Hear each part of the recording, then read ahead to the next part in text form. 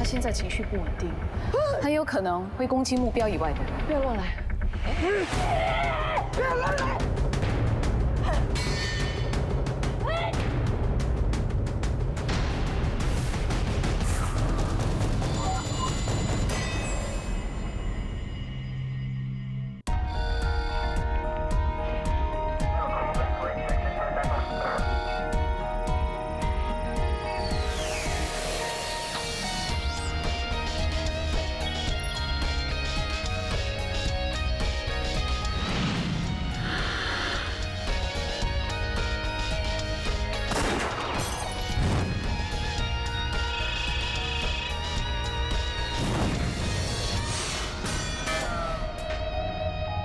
认识了这么多年，你到现在还敢把我当白痴？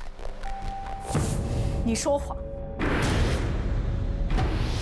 之前我一直想不通，为什么疑犯能这么快地查出张馨予的身份？原来你们一早就认识了。我不明白你的意思。当晚，张馨予看到你出现在赵文耀车旁动手脚，让疑犯进入车内。 他主动联络你，问你为什么要这么做。只可惜，他因此泄露了身份，让你只是疑犯上去杀他。你怎么看？疑犯杀了他，狼，你却发现已经查到，张馨予真的是高婕妤的病人。所以你亲自上门去找，只是你没想到会碰上我们，对吗？我是担心馨予才会去找他的。 可是没想到他，我真的没有想到会引起这么大的误会。继续演吧，反正我们有48小时。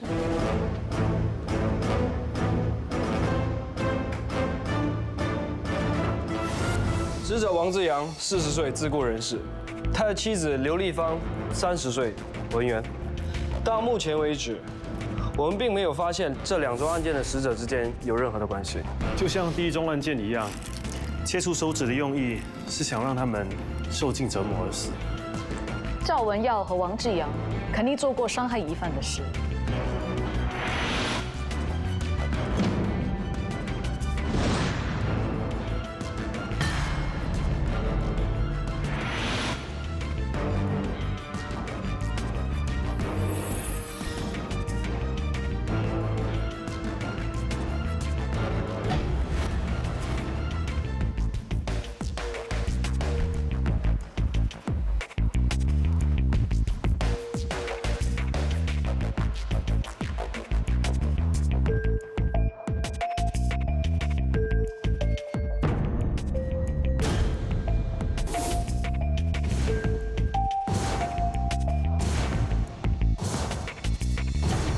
馨予，27岁，单身，是一名自由摄影师。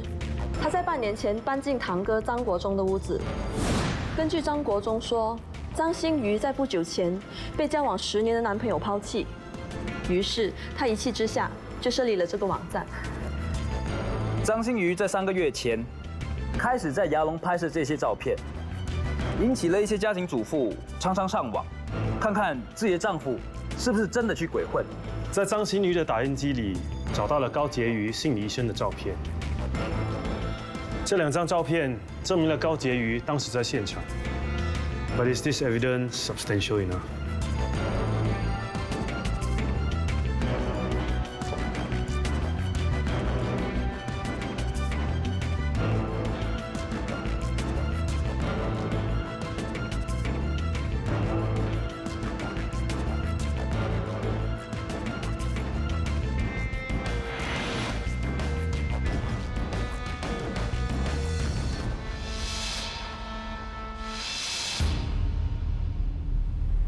疑犯出现在张馨予家里，假扮成他，刚好碰上我的线人。当时他已经杀死张馨予，拿走他拍的照片，消灭证据。这是我线人描述的拼图画像，他30到40岁左右，行为举止有点神经质。我们查问过案发现场附近的居民，有一位太太提供消息，说在案发之前，她遇到过这样一个女人。没事的，不，妈咪疼你。这位太太觉得那个女人很奇怪，就如麦他们所说的，有些神经质。如果这名女子是我们的疑犯，她所进行的报复行动，可能跟小孩有关。这2名死者跟小孩有什么关系啊？这2名死者和疑犯会不会是三角关系？难道这是一宗情杀案？通常这样直接得到的推论，有90%都是错的哈。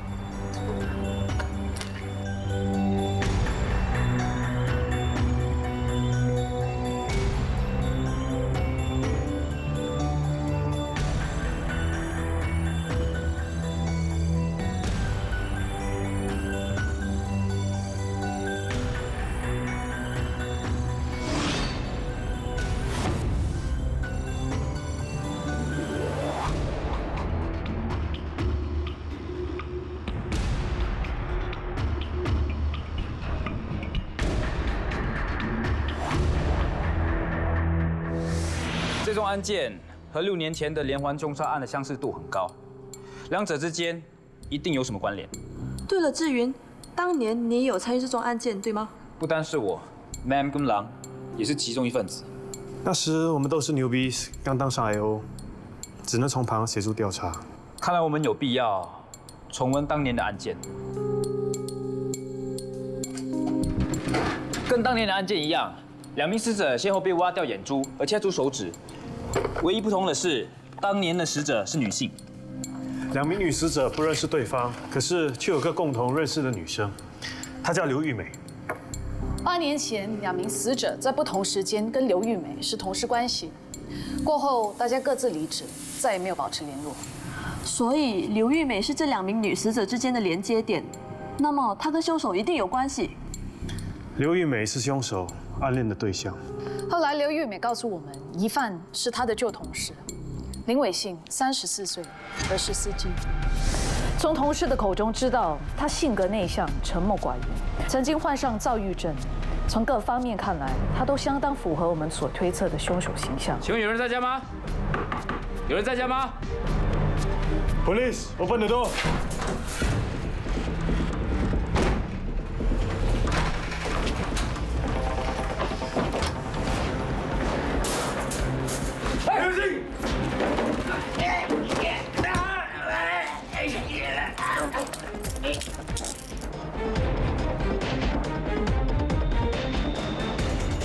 当时林伟信暗恋刘玉美，他不敢示爱，所以他找了第1名死者来帮忙。可是对方看不起他，鄙视他，所以他挖了他眼珠。第2名女死者跟他说会帮他约刘玉美，可是却骗了他的钱，所以他切除了他的手指。后来医生诊断林伟信的精神不稳定，将他送入心理卫生中心受刑，同时接受治疗。半年后，我去探访他，刚好碰上他试图逃走。别动！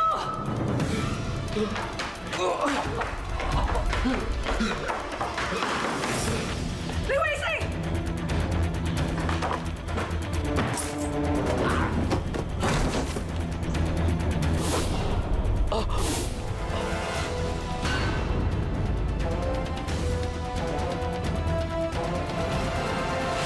是谁杀了林伟信？我记得了，当时有一名心理学教授被控谋杀罪，后来他引火自焚，畏罪自杀。你们说的是这宗案子吗？他叫方荣刚。假设说现在的案件是为了呼应当年的凶杀案，接下来应该还有2名受害者。第3名受害者将被割掉舌头，第4名，也就是最后的目标，将被挖走心脏。这2个案件有个共同点，2名死者之间一开始都没有直接的连带关系。我们必须查出赵文耀和王志阳在更早之前有没有任何联系。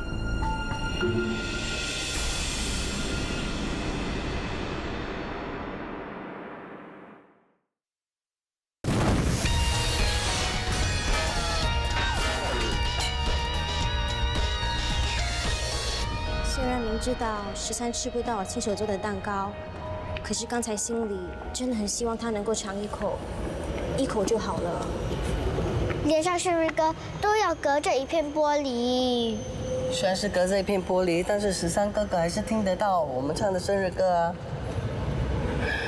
刚才你们觉得他在里面的样子怎么样13哥哥看起来很开心，你很感动。那就对啦，有开心有感动才是最重要的啊！不要再苦瓜脸了。13不是说过最喜欢看到你笑的样子吗？来，笑一个。你干嘛你？你不舒服啊？没有啊，我只是……喂，小姐姐，小姐姐。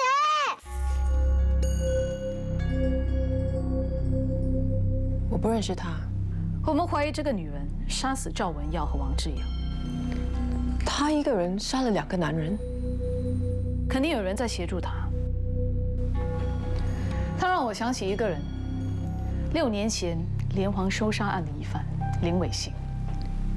方教授的案件，林伟信可以说是方荣阁制造的恶魔。我希望你能尊重方教授。你到今天还认为方荣阁是无辜的 Madam 为什么会怀疑方荣阁呢 ？Madam 曾经请教过方荣阁，怎么了解凶手的心态。方荣阁似乎能预测林伟信将怎么干案。It's like he actually knew him. 喂，我不相信方教授会杀人，更难以置信的是，你竟然会怀疑他。当时我跟他讨论案件时，发现他有一种异样的兴奋，好像很期待这宗案件发生，所以我开始怀疑他根本就认识林伟信。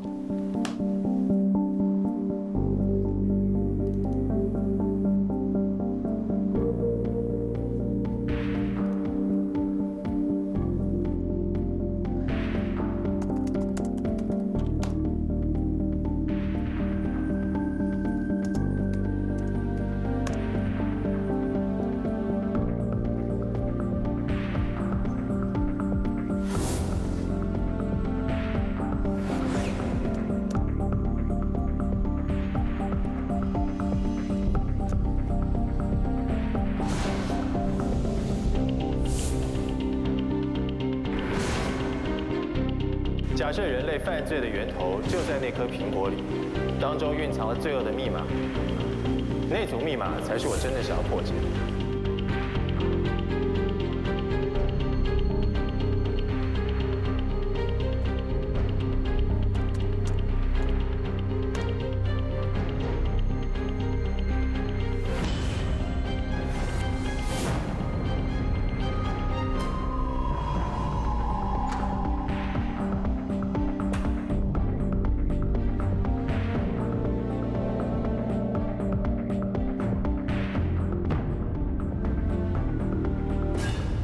是我亲眼指使这件事，你认为我会污蔑他？就算林维信是方教授的病人，这并不代表他跟命案有关。当时方荣阁也是这么跟我说。没错，林伟信是我的病人，但我并不确定他是不是真的会杀人。你的报告清楚地写着他杀人的计划，你还敢否认？小曼，你仔细看看，那份报告是7个月之前做的。你记不记得我曾经跟你说过，我要在罪犯犯案之前阻止他们？林伟信就是我研究计划当中的其中一个。你对他做了什么研究？我是在7个月之前碰到林伟信的。当时我对他的背景做了调查，发现他的叔叔是个杀人犯，这表示他的体内有杀人犯的基因，再加上他极度憎恨女性，只要启动他体内的基因，他就有可能成为一名杀人犯。所以你启动了他的基因，诱使他杀人，让他变成一个杀人犯，对吗？不，我只是预测他将有一连串的杀人计划，结果他真的做了。你根本无法预测一个人的行为，这分明是你在幕后指使他杀人。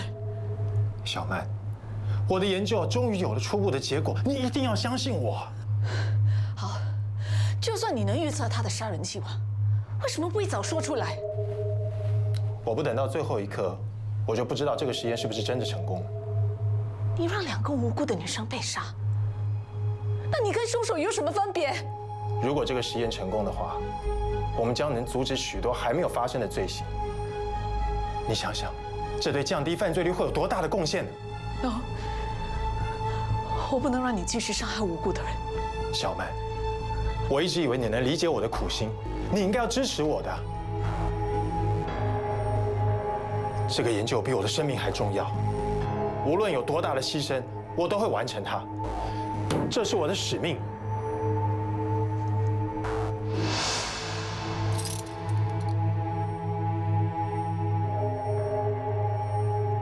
小曼，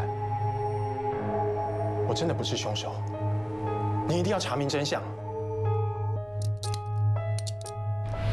他到最后还是坚持不认罪。当然，因为他是无辜的。当时方荣格一直保持沉默，完全不合作也不认罪，结果我们一直无法指控他怂恿林伟信杀人。 那林伟信应该可以作证啊。林伟信当时神志不清，说话颠三倒四，完全无法作证。方荣格就这样被放走了。他表面上是为了做实验，其实他真正的目的是满足杀人的欲望。你根本就不了解他。你怎么可以这么容易就认定他是凶手？杀死林伟信的凶器上有方荣格的指纹，证据确凿，这还不够。 你没有亲眼看到方教授杀人，就凭一个不明不白的证据，就导致方教授放火自焚，是你逼方教授自杀的。所以你重现当年的案件，模仿他的手法，制造另外一个杀人犯，这全都是为了向我报复，对吗？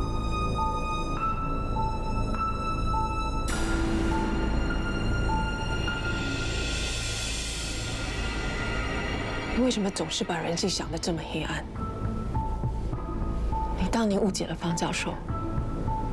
现在还误解我，大伯阿姨，小娜姐姐会不会死？小娜姐姐那么坚强，没那么容易被打败的，她一定会撑下去的。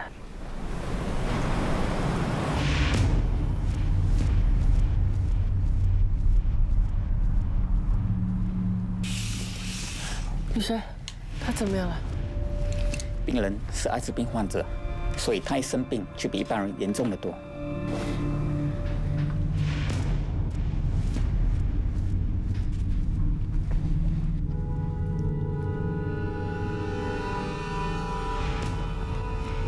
没关系，没有告医生，我还是可以继续报仇的。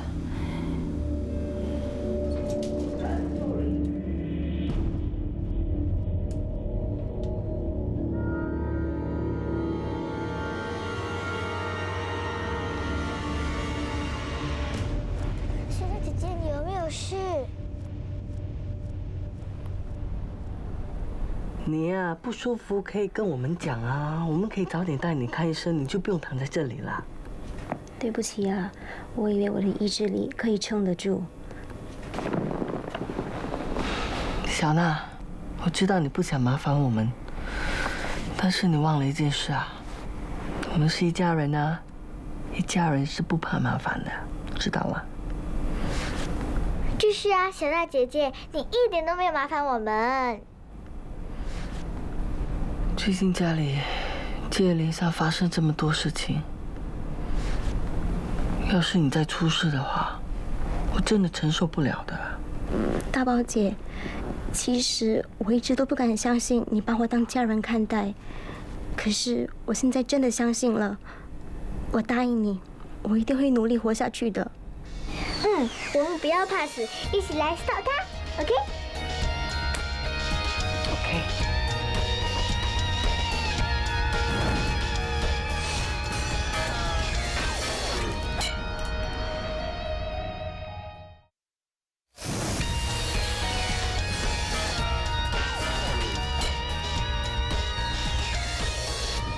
当年的案件，知道详情的人不多，更别说重现整个案件。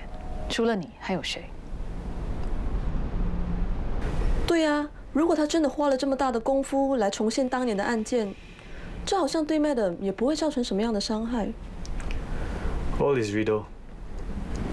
And the key to a riddle is another riddle. Emerson， 美国哲学家的名言。疑犯已经杀了2个人，如果再重现当年的案件，接下来会有多2名受害者，对吗？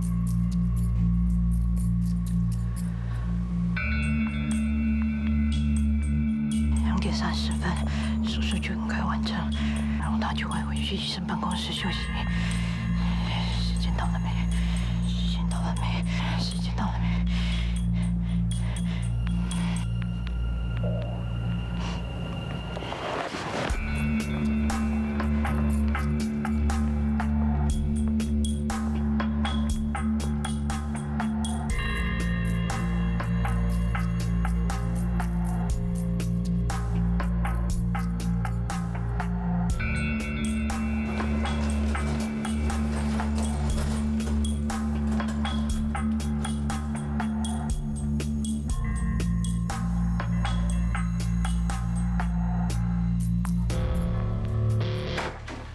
有发现，已经查到了2名死者之间的关系。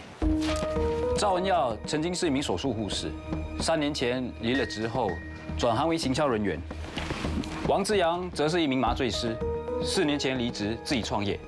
他们6年前在同一家医院一起服务，短期内属于同一名外科医生的手术团队。这名外科医生叫什么名字？卢建业，45岁，目前还是外科医生，专属小儿科。 马上联络他。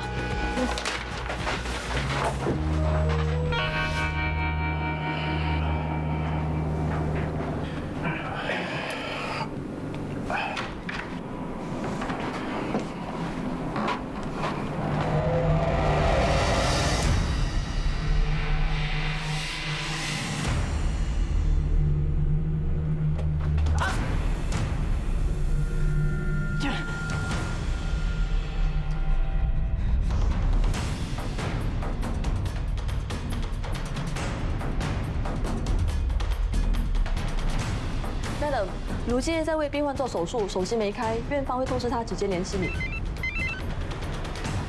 大包，什么事啊？我好像看到凶手。你确定？我看到一个女儿，她的背影很像他，跟着跟着，突然间被挡住就不见了。在哪里？建民医院。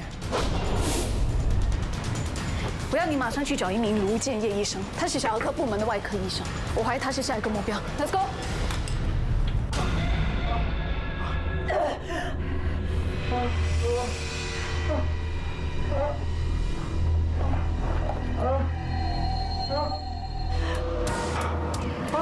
你说不会有事的，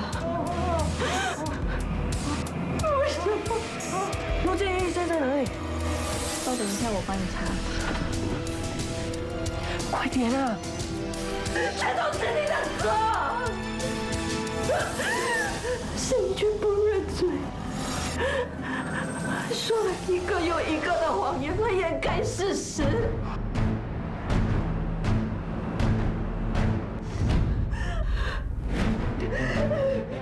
大家都以为我是疯子，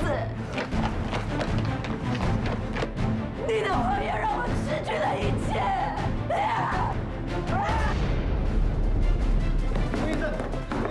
卢医生，你在里面吗？卢医生，快开门啊！凶手一定刚走不久。大包，怎么样了？卢医生被杀死，凶手逃走了。 不过他应该还在医院里。好，我们现在再赶过去。大包，小心点。我们迟了1步。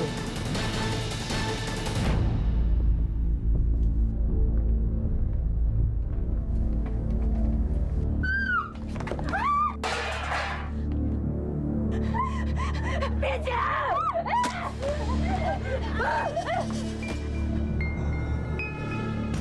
不要乱来！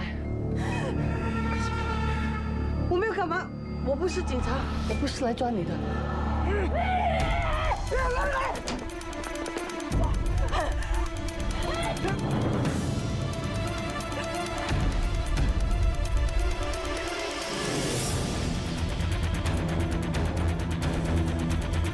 大包阿姨，阿斌，快点走，不要过来！大包。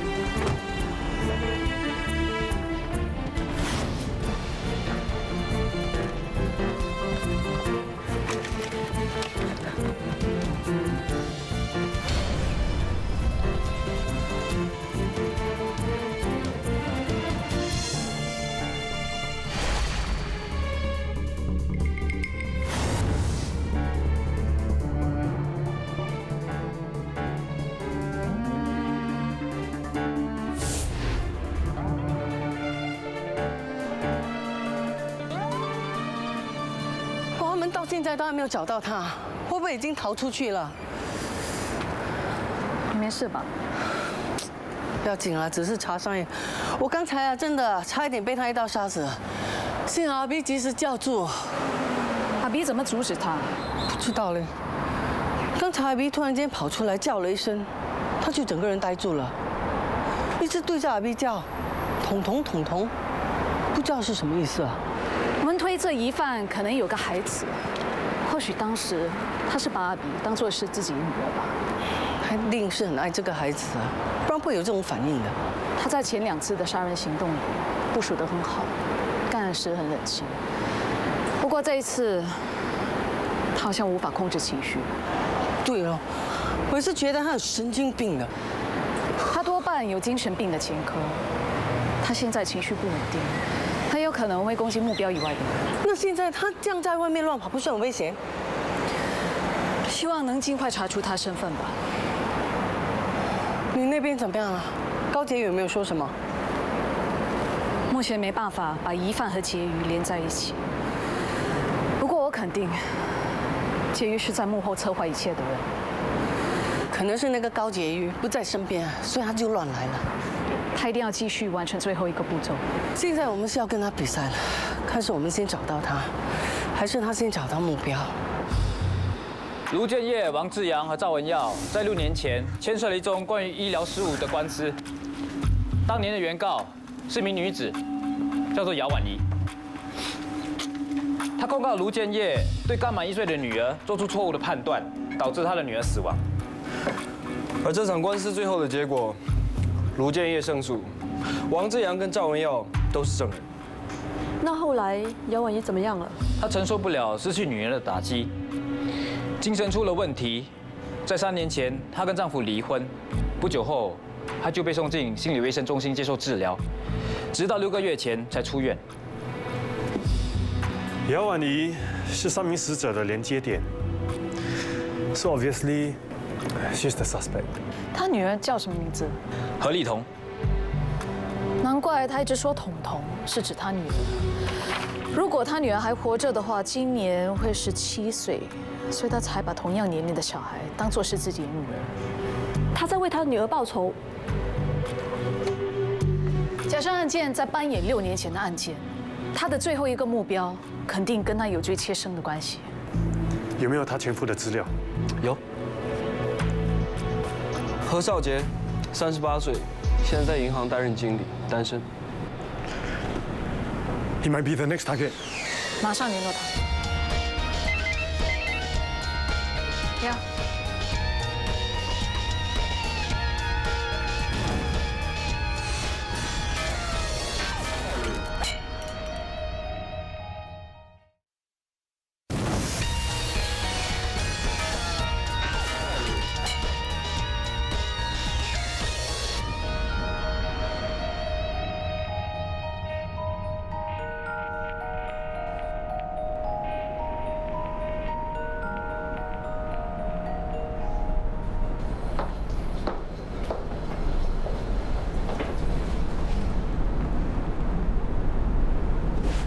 我是婕妤的代表律师，现在要求警方将她释放。他牵涉一宗连环凶杀案，我有权扣留他48小时。你已经盘问他将近10个小时了，有问出什么吗？小曼，我们认识了婕妤这么多年，她的为人怎么样，你还不清楚吗？我也不愿意相信他涉案，但事实如此，我没办法。那我是不是应该相信我女儿是个公正的警察？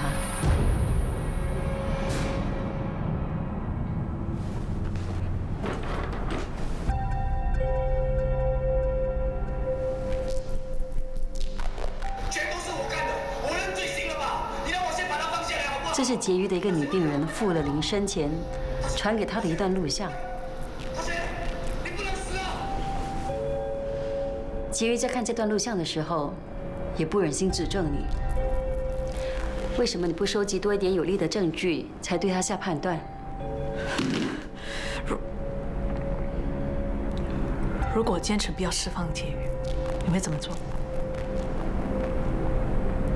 我先给你最后一个机会，让你向你的上司报告这件事情。如果你不释放他，我现在就去指证你。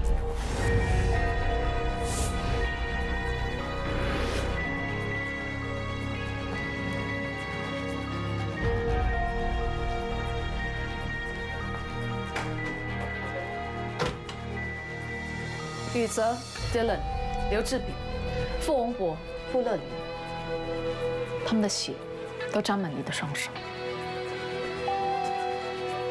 告诉你一个好消息，我们已经找到疑犯，很快会逮捕他。我相信我们逮捕他后，他很快会告诉我们是你阻止他杀人。我一点都不担心，因为我是清白的。如果我是你，一定会想办法杀他灭口。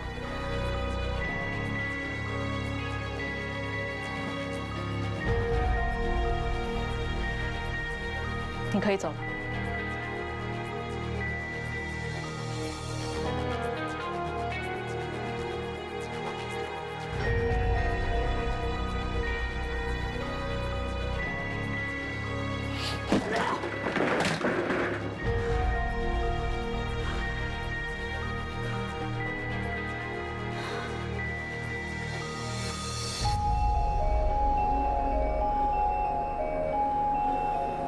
我的车在哪边？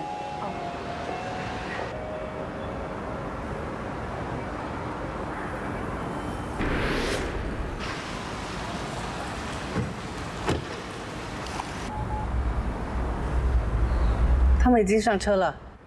随时让我知道劫狱的行踪。大宝，小心点。OK。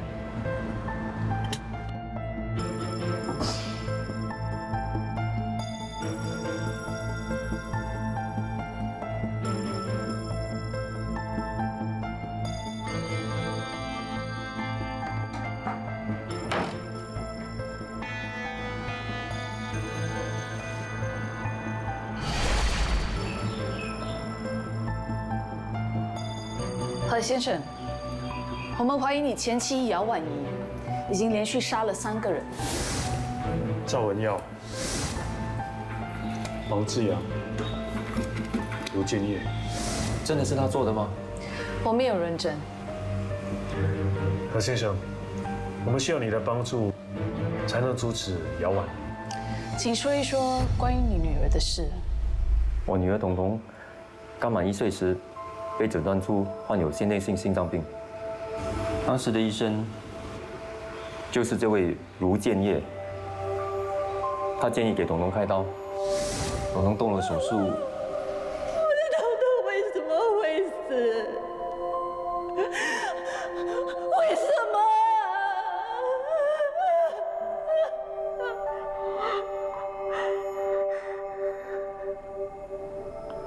是你害死他的。你说，是不是他害死我女儿的？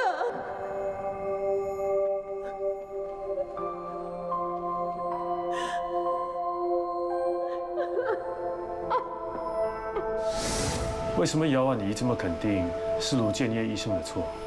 他无法接受彤彤死去，不断的想追究责任。他想尽办法，想要控告卢建业医生，并追问当时有份参与手术所有的人。这位是当时的手术护士赵文耀，他对婉仪说了什么？他说，手术进行时，并没看到什么问题。妇人是个有眼无珠的人渣。这是当时的麻醉师王志阳。婉仪去求他作证时，他向婉仪要了一笔钱，答应上庭作证。可是上庭后却反口不认。你的手太肮脏了。姚婉仪对卢建业的指责是什么？他认定卢建业满口谎言，推卸责任。我相信最让他痛苦的是，这位卢建业带给他希望，过后又摧毁了这个希望。你的谎言让我失去了一切。3年前，他精神病爆发，被送入心理卫生中心接受治疗。不久后，你们就办离婚。这3年内，你们有没有见过面呢？我无法面对他，因为只要见到他，就会想起我们的女儿。何先生，我们怀疑婉仪的下一个目标就是你。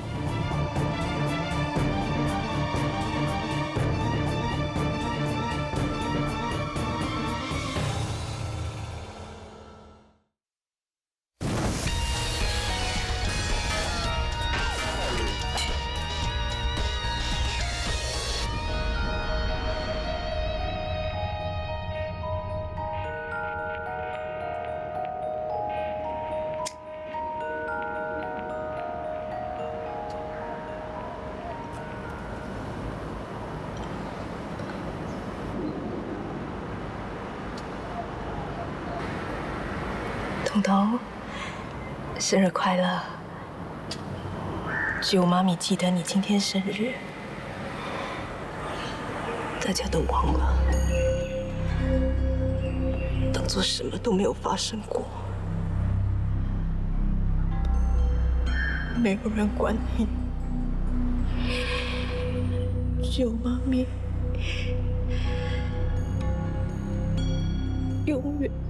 永远的爱你。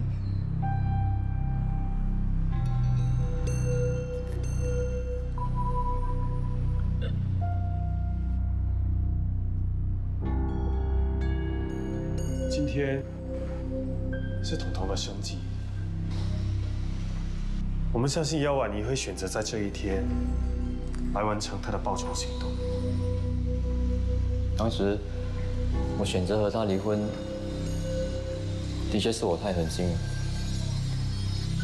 他恨你，是因为你很努力的想要放开过去。难道不应该是这样吗？对他来说，失去彤彤是无法磨灭的痛苦。如果你放得下，就表示你是个没有良心的父亲。其实，小曼会对我有这么大的误会，完全是因为方教授的事。怎么说呢？当年小曼为了逮捕方教授，制造了假证据。我曾经问过小曼，不过她反应很激烈，可能是因为这样，她才会怀疑我是想为方教授报仇吧。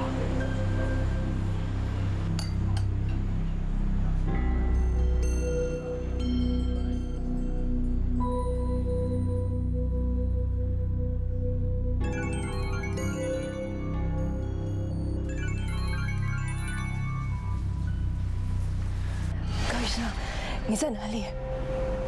发生了一些事情，不用担心我没事。那接下来该怎么办？别心急，我现在在帮你安排下一个阶段的疗程，今天之内一定可以完成的。好，那我等你电话。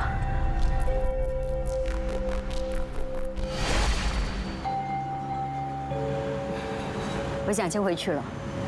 你脸色不太好，我送你吧。谢谢你。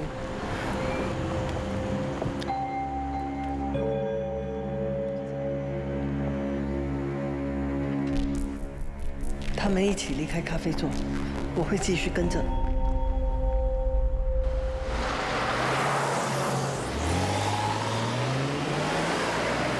没有发现什么可疑人物。Roger, over.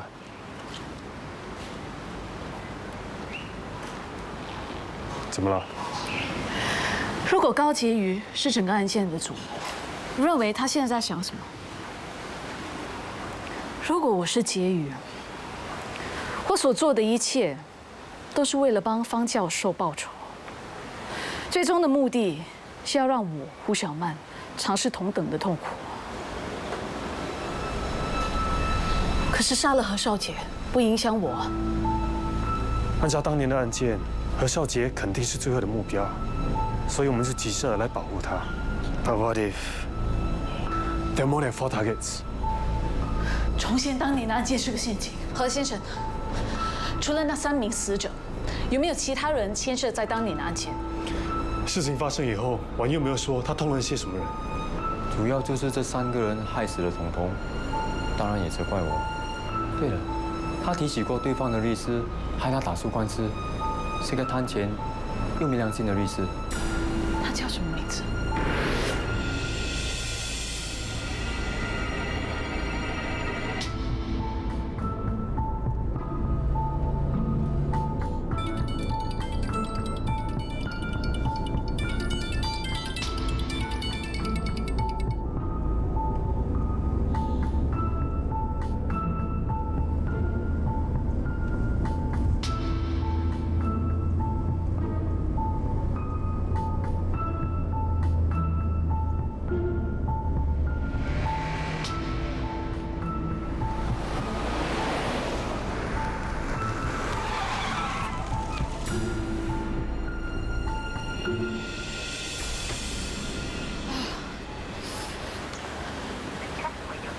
不行啊，我要回家。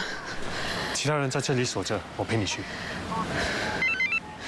大包，妈在哪里？哎呀，我跟丢了，他们的车走远了。马上到我家，他真正目标是我妈。啊？他专门要杀你妈？快追呀 ！OK。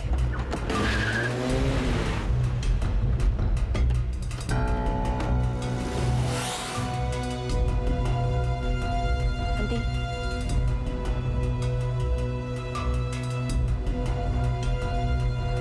你看起来很累，好好休息吧。谢谢你。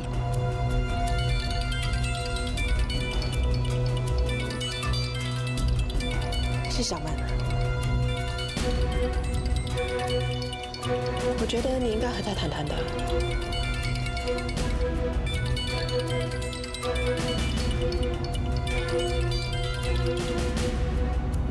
什么事，小曼？太快，妈，你在哪里？在家。怎么了？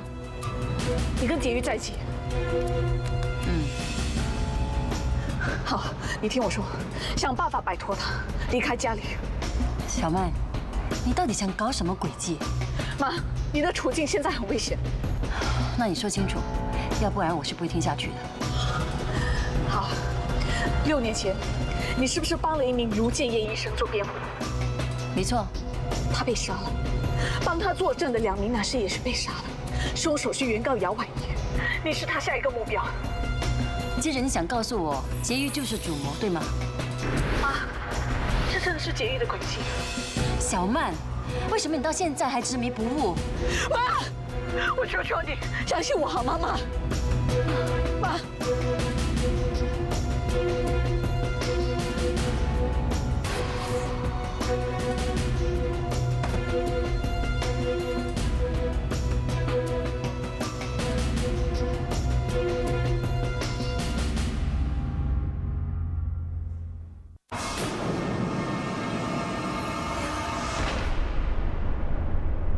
谁的脸孔蠢蠢欲动？谁在惊悚？谁在被我按动？谁在放纵？那是虚荣，还是不安在跳动？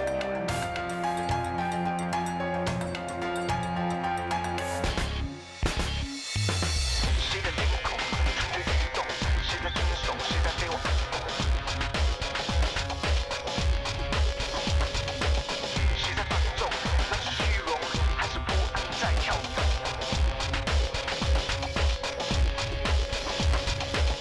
偶尔隐隐作痛，让人变得被动。